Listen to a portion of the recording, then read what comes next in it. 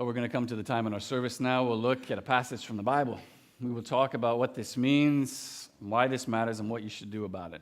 So if you have a Bible with you, would you turn to Ecclesiastes chapter 6?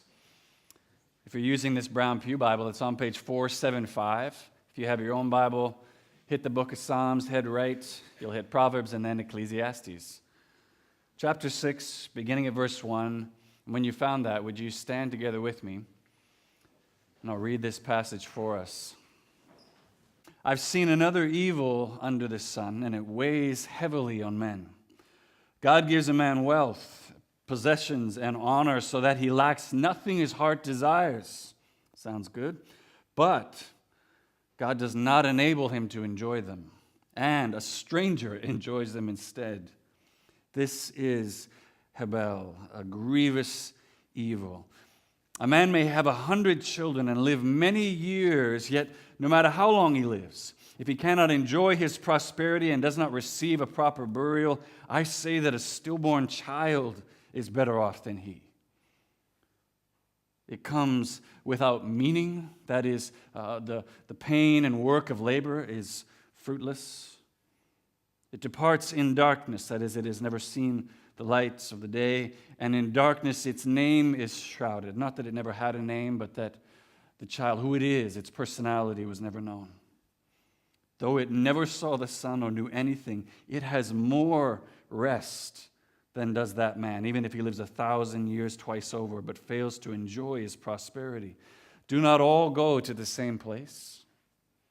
All man's efforts are for his mouth, yet his appetite is never satisfied. What advantage has a wise man over a fool? What does a poor man gain by knowing how to conduct himself before others? Better what the eye sees than the roving of the appetite. This too is Hebel, chasing after the wind. Whatever exists has already been named, and what man is has been known. No man can contend with one who is stronger than he. The more words, the less meaning. And how does that profit anyone? This is God's word. You may be seated. Let me pray for us once more and just ask God's blessing on this time in his word. Spirit of God, we ask you to come now as we dig into your word this morning, and just asking that you would speak specifically to each one of our hearts in just the ways you want to. I'm trusting that you have worked through me this week as I've been preparing. I know you've worked in my own heart. You've brought change and transformation and development and shaping, and I'm just asking you to accomplish that same thing this morning in each one of us as we spend this time. You've told us in your word that when you send out your word, it doesn't return to you void. It accomplishes the purpose for which you send it. Oh God, accomplish that purpose in each one of us this morning. And as I always ask, eternal God, would you move and govern my tongue now to speak your truth? Amen. What do you think about when you're maybe walking through a grocery store up and down the aisles, or maybe you're just absentmindedly listening or seeing some of those late-night infomercials, and you see that sticker or you hear that announcer's voice that says, satisfaction 100% guaranteed. What do you think about when you hear that? Is there anything in your mind that says, oh, sweet, I'm guaranteed to like that product. I guess I better buy one. Probably not. I think most of us, we immediately meet such claims with skepticism, sort of a sideways glance like, really? Now, because advertisers know that we have that skepticism, what do those ads say, or the announcer, what does he add after that claim of guaranteed satisfaction? What does he say? But if you're not 100% satisfied, you can return this product for a full refund. Now, am I the only one that has a problem with this? That just seems like ludicrous. I mean, if you have to factor in a buffer for the fact that someone might not be satisfied with this product, doesn't that in and of itself nullify the promise that satisfaction is guaranteed? It doesn't even make sense. It's like going to dinner at someone's house and them saying, listen, you don't need to worry. I guarantee there's no cyanide in this stew. But just in case there is, this is the number for the BC Poison Control Center. I mean, is it a guarantee or not? Like, is it in there or is it not? It's good to know. Now, most of us, we see through the claims of guaranteed satisfaction when it comes to that new set of steak knives, maybe that belly fat eliminator, that roller thing. We can see through that pretty quickly. But how many of us would be willing to admit this morning that we are fooled, we have been fooled, and we've been fooled regularly by the claims of wealth, by the claims of things like possessions, things like prestige, things like popularity, accumulating the biggest pile of stuff that we think we can find satisfaction there. That if we could just manage to have enough of any one of those things, our satisfaction is 100% guaranteed. I know I continue to be fooled by those temptations all the time. Well, we're continuing in this series this morning through the book of Ecclesiastes called The Chasing After the Wind. And what we've been doing each week is following along with Solomon as he seeks to systematically prove the thesis that he began this whole book with, namely that everything we see, feel, touch in this natural world under the sun is Hebel. Hebel, this Hebrew word translated here in the New International Version as meaningless, but which literally translated just means mist, vapor, breath. Now, 2 weeks ago, Kent was here and he preached the passage just before our passage here, the second half of chapter 5, called The Gift of Wealth. I don't know if you were here for that message. And what he pointed out to us was how our wealth, our possessions, can rightly be enjoyed when we see them as a gift of grace from God's hand to us. That they are a good and gracious gift. I mean, it says that plainly. Look at chapter 5 and verse 19. Solomon writes, "When God gives any man wealth and possessions and enables him to enjoy them, to accept his lot in life and be happy with his work, this is a gift of God." Okay, great. That sounds good. It's a beautiful truth to live under, but which should also lead the careful reader to ask, particularly in light of that word there when he said God enables man to enjoy them. Careful reader should want to ask, okay, well, what if God didn't? What if he didn't enable us to enjoy those things? Great question. And that's actually exactly the question that Solomon now deals with in our passage today. And given what we've already read about Solomon calling this a grievous evil, something that weighs heavily on men, it's probably not too hard to guess how he thinks this works out. But let's look at it. Think about it. If it truly is possible to have wealth, possessions, to lack nothing that our heart desires and still not to be able to find satisfaction in those things during our life under the sun, I mean, particularly given what we just said about our proclivity to believe that we can find satisfaction there, I think it's probably worth looking at what Solomon has to tell us here this morning about why that is and about how we can avoid being fooled by such false advertising. And the way I want to do that this morning is by looking at a passage in just two ways. I want to show you how Solomon, what he has to say here about having plenty of nothing, and then we'll look at developing a superior taste. Plenty of nothing, developing a superior taste. So if you close your Bibles, would you open them again to Ecclesiastes chapter 6, verse 1. Follow along with me as we investigate now these claims of guaranteed satisfaction. So let's look first of all at having plenty of nothing. Plenty of nothing. If you look at verse 2 of our passage, you see a summary of what Solomon says in verse 1 is an evil, something that weighs heavily on men. Look with me there. He says this, God gives a man wealth, possessions, and honor so that he lacks nothing his heart desires, but God does not enable him to enjoy them, and a stranger enjoys them instead.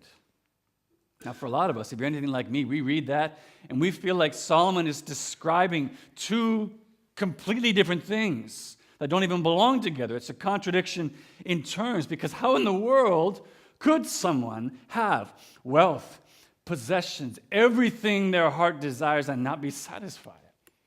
How's that even possible? But it's important to acknowledge, even in asking that question, already it reveals that the belief that having wealth and possessions is equivalent to satisfaction in life is already deeply embedded in our thinking. We already believe it. It means we've totally bought the sales pitch that says getting everything we desire in this life is a guarantee of satisfaction. We already believe it. But just think about that for a second. Isn't that exactly what we hear time and time again from all the rich and powerful of the world who have everything we believe should make them happy, and yet still, many times, they would say they're not happy, they're miserable, they're unsatisfied. Don't we hear that all the time? In fact, most days we're actually surprised when we hear about a celebrity who has everything we say should make them happy that isn't on their fifth marriage, that isn't in therapy, that isn't struggling with addiction of some kind, or that isn't just a self-absorbed, miserable jerk. We're just like, wow, that's really incredible. It seems like an anomaly, even though they have everything we say should make them satisfied. What Solomon wants us to know is that the reason for that is because the sales pitch that says having wealth, having possessions, having everything your heart desires is equal to satisfaction, it's false advertising. It's just not reality. And as the wealthiest person ever in human history, Solomon, I think he might know, right? He might actually know whether or not that's true. And yet, look at us. Even after seeing countless examples of this around us all the time, still we pore over every entertainment magazine there as we're checking out with the groceries. We read and ingest every Hollywood report on TV, every life of the rich and famous, every reality show about that star, believing somehow that if we were to have those same things, it would be different. We look at what they have and we think, I would be satisfied if I had that. If I had what you had, I would be satisfied. I'm sorry you're not, but I would be. Honestly, I think that's what Solomon's getting at there at the end of verse 2 when he talks about how this man has no enjoyment of all the things he has, but a stranger enjoys it instead. You know who I think? You think he means us. I think he means us. Like as a man who had more wealth than anyone else in human history, I think Solomon is talking about all the have-nots that he would see peeking over his fence, dreaming about how much better their life would be if they had everything that he has. And what Solomon is trying to do there, in a very real way, he's trying to take us all by the face, get our attention and say, listen to me, listen, please. I've been down that road that you're trying to walk on right now. I've gone down it harder and further than you ever could. Honestly, I've been all the way to the end. And here's the results. Although it looks like it leads to satisfaction, the truth is, it's a dead end. It's a dead end. And I'd want to spare you from taking even one more step down that path, says Solomon, because it doesn't lead where you think it does. And even more than wasted steps, the sad reality is that unlike that 100% satisfaction guarantee offered by that turbo juicer or whatever, here, there is no money-back guarantee. There is no time spent, life wasted back offer given. We're just left with storehouses filled with all this stuff that was supposed to satisfy us that still left us feeling empty. I think that's exactly what Solomon's getting at there in verse 7. Look there with me. He says, all man's efforts are for his mouth, yet his appetite is never satisfied. In the book of Proverbs, also largely attributed to Solomon, Solomon says it this way. He says, death and destruction are never satisfied, and neither are the eyes of a man. That's just the thing, isn't it? Think about the last big meal you had. Sitting down for Christmas dinner, maybe it was. What happened? Like even an hour after you ate so much you didn't think you could get another bite in. Weren't you picking at the scramble, picking at the pot of gold chocolates, whatever it is? No matter how satisfied we might be by a meal, eventually, at some point in time, we're always hungry again. And I think Solomon's point here, what he's trying to say is that when it comes to the desires of our heart, the exact same principle holds true. And in order to drive home this point in no uncertain terms, in verses 3 through 6, Solomon tells us that the one who gives their life in the pursuit of this dead-end path is actually worse off than someone who's never seen a day of life under the sun. Look with me there, starting at verse 3. Solomon says, a man may have 100 children and live many years. And in this ancient Near Eastern context, this would have been considered the highest points of wealth. Long life, many children. Yet no matter how long he lives, if he cannot enjoy his prosperity and does not receive a proper burial, I say that a stillborn child is better off than he. It comes without meaning, it departs in darkness, and in darkness its name is shrouded, though it never saw the sun or knew anything. It has more rest than does that man, even if he lives 1,000 years twice over, but fails to enjoy his prosperity. Now, I just want to pause here for a minute because it might seem to some that this is an entirely insensitive, inappropriate kind of comparison for Solomon to even be making.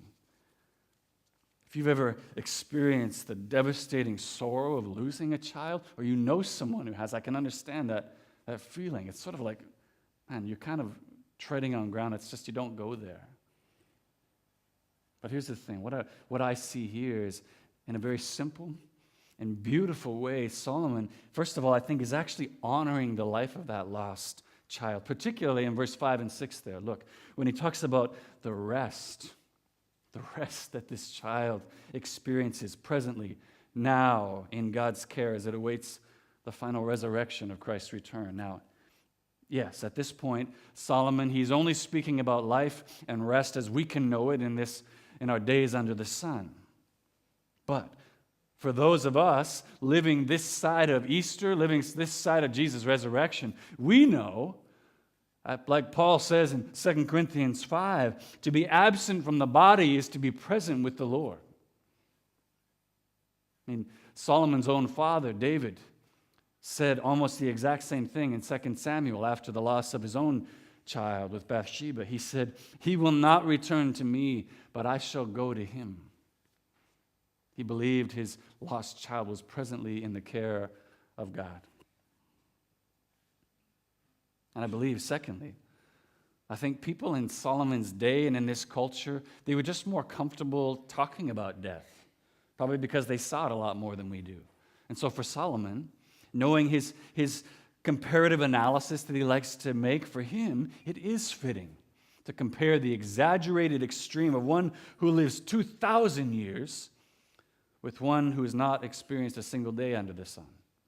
And he says, this child is better off. It experiences more rest than the one who we think has everything they should be satisfied with in life. He says, this child, more rest, more joy now than anything this life under the sun can offer us.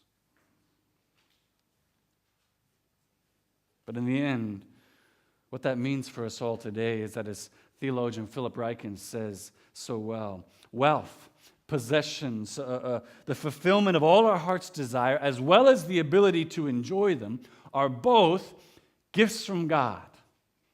They're both gifts from God, but they come separately. They come in different boxes. Both gifts, but they come separately. I don't know if you've ever had the frustrating experience of getting that present as a child that you were so hoping for. I want that thing. Mom and Dad, please give it. I'm going to actually be good to my sister for these couple of months ahead of Christmas, whatever it is. And you get it, you open it up, and you get that thing you wanted, only to find that there's no batteries. There's no batteries to operate it. But because it's Christmas Day, and none of the places that sell batteries are open, now you just, it's like, oh, great. It becomes useless to you, even though you got what you thought would satisfy you, because you can't use it. There's no batteries. I think what Solomon is getting at here is that wealth, possessions, they are God's good gifts to us, but they too come without batteries included. Why? Why? Because God likes to play cruel tricks on us? Because he wants to keep us underneath his thumb at all times? No. No, it's because God knows the only way enjoyment is even possible, the only way you get batteries into those gifts that he gives us is when we look to find our satisfaction in the giver of those gifts, not in the gifts themselves. That's the only way it's possible. So in verse 2, when Solomon says God doesn't enable someone to enjoy their wealth and possessions, he's speaking, I think, much more of a self-inflicted restriction of enjoyment. He's saying you're doing it to yourself.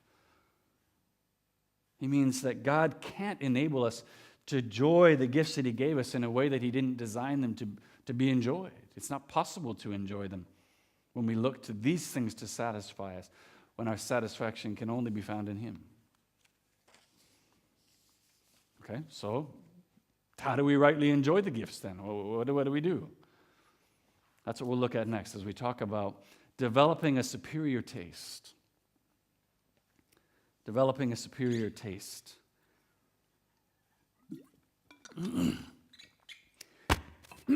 you think about the passionate pursuit of wealth, possessions, all the accumulation of stuff that Solomon just talked about in those opening verses, and then as well as the mist-like pleasures that they guarantee but never deliver on. How many of you heard that description and were thinking, that sounds exactly like our world today. We're totally like that.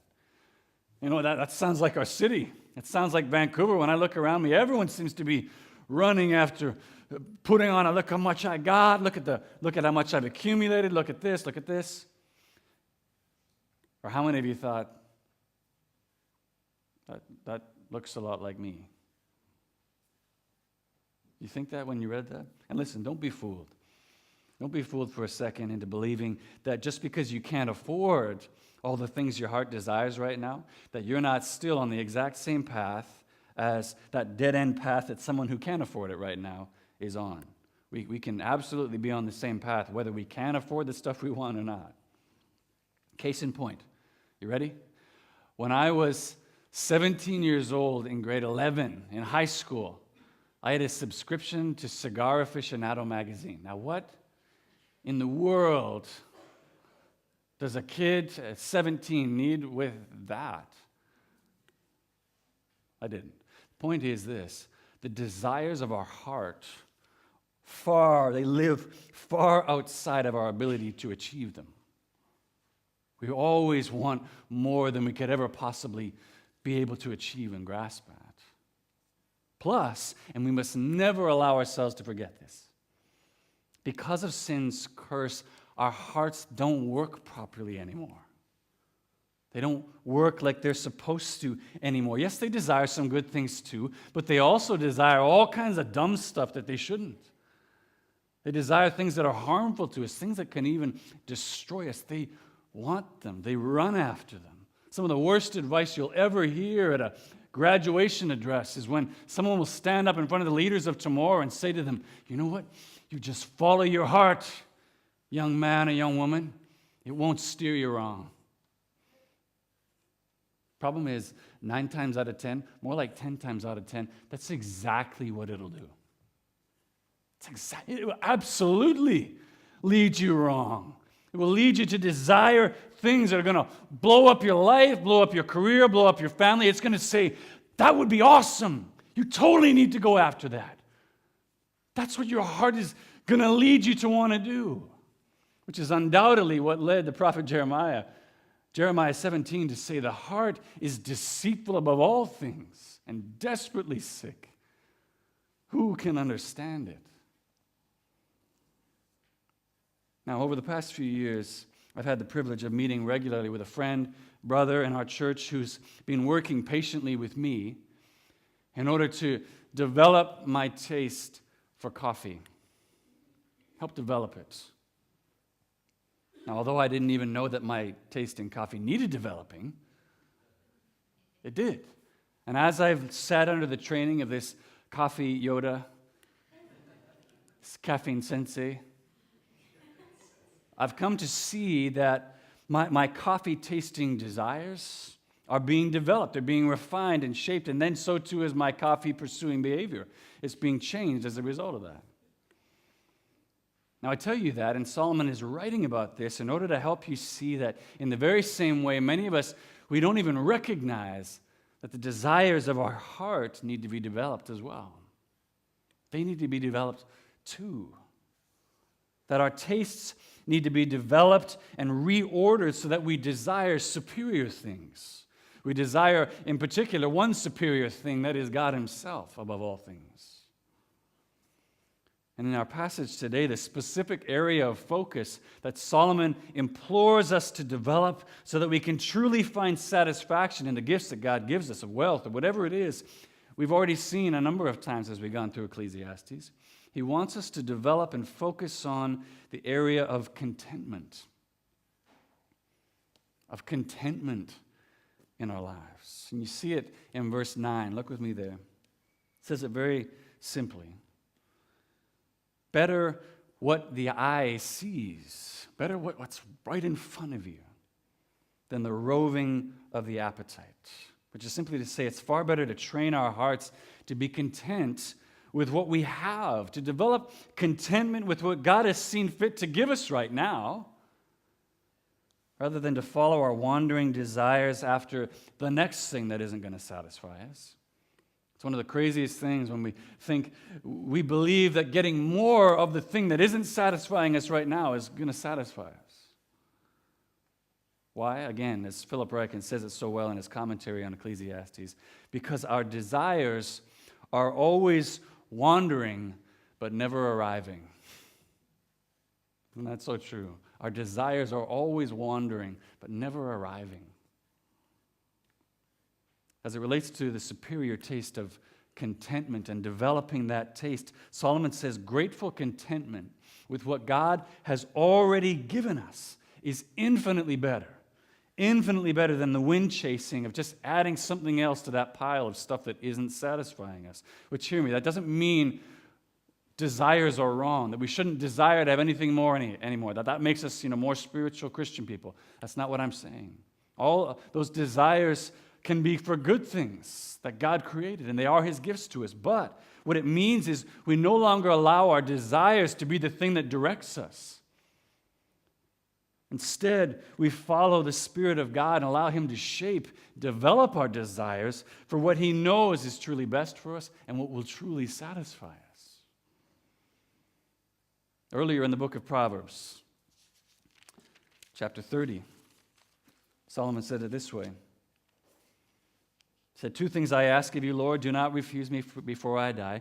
Keep falsehood and lies from me. And then this, give me neither poverty nor riches, but give me only my daily bread. Otherwise I may have too much and disown you and say, who is the Lord? Or I may become poor and steal and so dishonor the name of my God. Philippians 4. Paul talks again about developing the way that he worked to develop this superior taste of contentment. He said it this way, I have learned to be content whatever the circumstances. I know what it is to be in need. I know what it is to have plenty. I have learned the secret of being content in every and any situation, whether well-fed or hungry, whether living in plenty or in want. What is it? I can do everything through Him who gives me strength. It's as the Spirit strengthens us, opens our eyes to see the futility of what we're chasing after, and develops our desires to want the things that we should want. That's the secret of contentment, to be grateful for what He's put right in front of us, because then it is enough. We can push back against that. We can rebel. We can say, listen, I know me. I know what I need. I know what's best for me. But listen, we've seen again and again through Ecclesiastes what Solomon says again in verse 10. The rules of the game, if we can call that, they're already set. What God has put in place is set, and we're never going to prevail against an infinitely stronger opponent, which is God Himself. You're just not going to win. You're just going to find yourself again chasing after the wind. So what do we do? How do we develop a taste for contentment so that we can truly enjoy the gifts that God gives us under the sun? Well, first of all, what we do is we acknowledge that our desires, they can't be flatly trusted. They can't be flatly trusted. It means we need to question our desires a lot more than we do, instead of just blindly following wherever they lead us. Next, we need to expose ourselves, put in front of us again and again what it is that God says we should want. Earlier in Philippians 4, Paul said it this way. He said, "Finally, brothers, whatever is true, whatever is noble, whatever is right, whatever is pure, whatever is lovely, whatever is admirable, if anything is excellent or praiseworthy, think about such things." Think about such things. Expose yourself to those things which you know we should desire. In Colossians chapter 3, Paul says, "Since then you've been raised with Christ, set your heart on things above, where Christ is seated at the right hand of God. Set your minds on things above, not on earthly things, for you died, and your life is hidden with Christ in God." It means we pursue the things and we look at, focus on, run after the things that God says we should desire as He revealed them to us in His Word. And then we just pray to Him every day if we need to. God, would you help me? Help me. My heart still wants things it shouldn't. It still desires that stuff. Would you shape, develop, mold my desires to just, first of all, just be grateful for what you've given me, that would be enough, and then develop my desires so that they want the things that you think I should want, that you know are best for me and that really will satisfy me. I can't imagine God not honoring a prayer like that. Nor can I imagine Him not, as we read in Hebrews 13, both equipping us to do that, as well as working and developing in us those things that are pleasing to Him and beneficial for us. He will honor such a prayer when we bring it to Him. It was in 2008, if my research is right, that all Canadian provinces, except Nunavut, enacted laws against distracted driving, which includes texting while driving. Now, I'm not going to take a poll right now. I'm not going to ask you to raise your hand whether or not you do such things. But I think we'd all probably be willing to admit at least that before those laws came into effect, that driving down the highway at least 90 kilometers an hour, steering with our knees and trying to find the right emoji to send back to our friend who texted something awesome to us, that we didn't think that was safe then, right? That once the law came in, and then we were like, oh, now I realize how unsafe that is. We knew, right? But yet, still, even knowing the laws, even knowing the dangers involved, how many of us still feel tempted all the time to follow that desire to try and still check our text, still send that last little message? What we do mostly now is we just try to avoid detection. You pull up to any intersection, just look around, look into cars, you'll see people doing this. That's exactly what they're doing.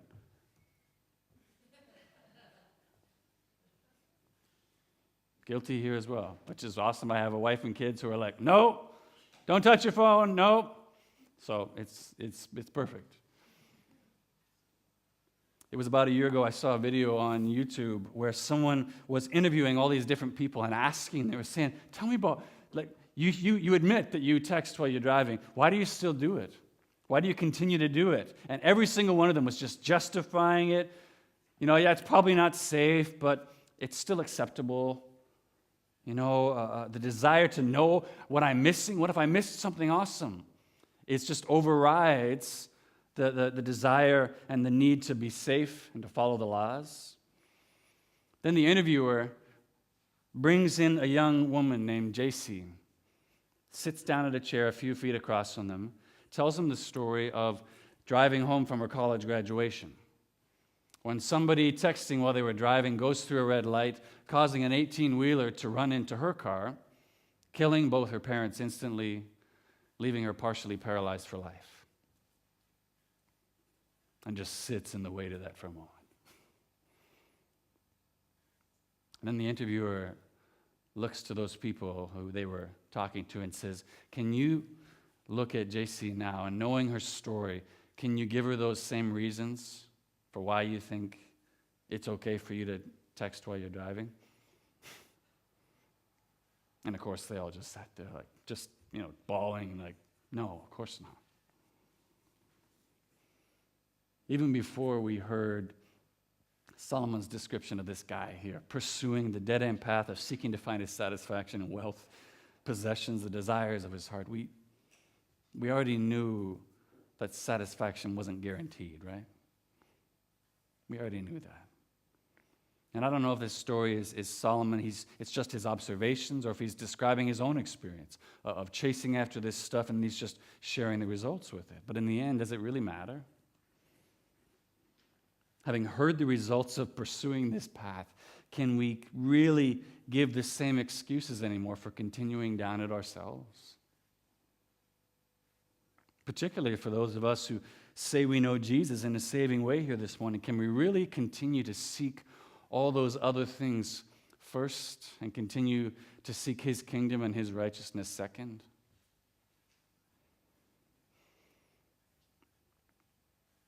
In his classic book, The Weight of Glory, C.S. Lewis wrote this: it would seem that our Lord finds our desires not too strong, but too weak. We're half-hearted creatures fooling about with drink, and sex, and ambition when infinite joy is offered to us. Like an ignorant child who wants to go on making mud pies in a slum because he cannot imagine what is meant by the offer of a holiday at the sea. We are far too easily pleased. And yet still the loving call of our God, who left all the riches of heaven in order to free us, in order to give his life so that we may find true satisfaction through life in him. His call to us is still, come. All you who are thirsty, come to the waters, and you who have no money, come buy and eat. Come buy wine and milk without money and without cost. Why spend money on what is not bread, and your labor on what does not satisfy? Listen to me, and eat what is good, and your soul will delight in the richest of fare. Give ear and come to me. Hear me, that your soul may live.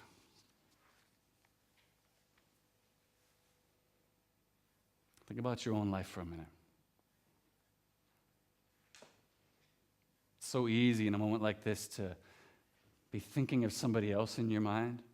Man, I wish so-and-so could be here to hear this. Don't do that. Think about you for a minute. Just you. What are the desires of your heart right now, this morning, that you are pursuing in order to be satisfied? What are you running after to find satisfaction in your life? Maybe it's having more stuff, greater wealth and possessions. Maybe it's popularity or prestige, the applause of others. Maybe it's a relationship. Maybe it's sexual intimacy. Maybe it's having a certain job or being free from having to work, whatever it is.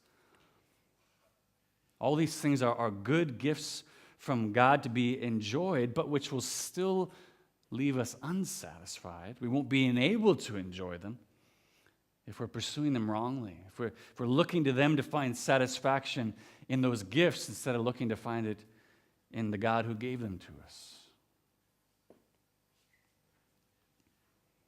When you look into your heart and you see that you have been, you can admit this morning and say that you have been walking down a path that you know won't lead you to satisfaction, that you know can't give you what it's promising. And can we just admit, to some degree, that's every single one of us? And I ask you in this moment right now, because we'll forget in a second, take this moment right now and just acknowledge that to God. Just confess it to him. And then repent. Repent of that sin, which really just means to turn around. Change the direction of your heart and your heart's pursuit and turn it back towards Jesus.